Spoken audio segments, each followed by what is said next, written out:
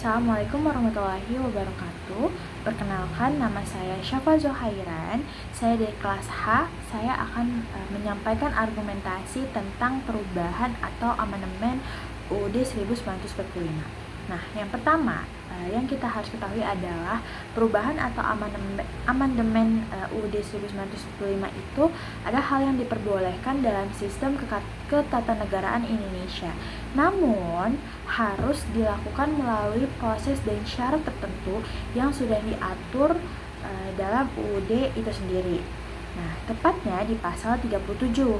Pertama, usulan amandemen harus diajukan oleh minimal sepertiga dari jumlah anggota Majelis Permusyawaratan Rakyat atau MPR. Setelah itu, MPR harus mengadakan sidang yang dihadiri oleh minimal 2/3 dari seluruh anggotanya.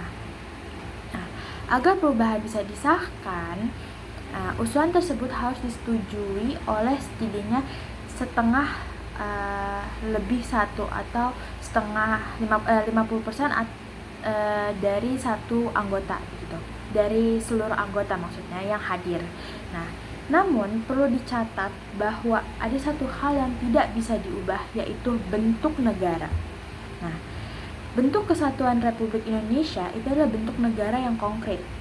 Nah, menyikapi wacana amandemen UUD 1945 yang kembali muncul akhir-akhir ini, saya sebagai warga negara yang kritis berpendapat bahwa amandemen tidak sepenuhnya salah selama tujuannya itu benar-benar untuk kepentingan rakyat dan bangsa, bukan untuk memperkuat kekuasaan suatu kelompok tertentu seperti itu.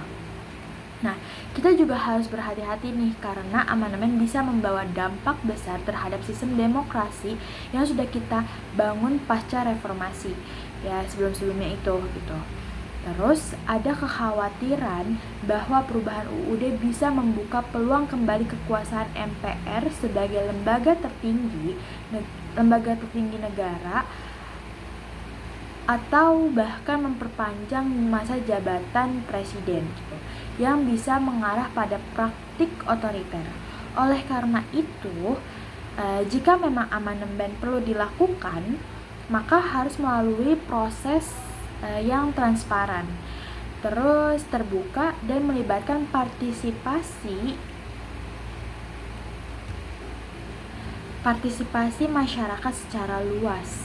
Nah, amandemen juga harus berdasarkan kebutuhan nyata bangsa, bukan kepentingan elit politik semata.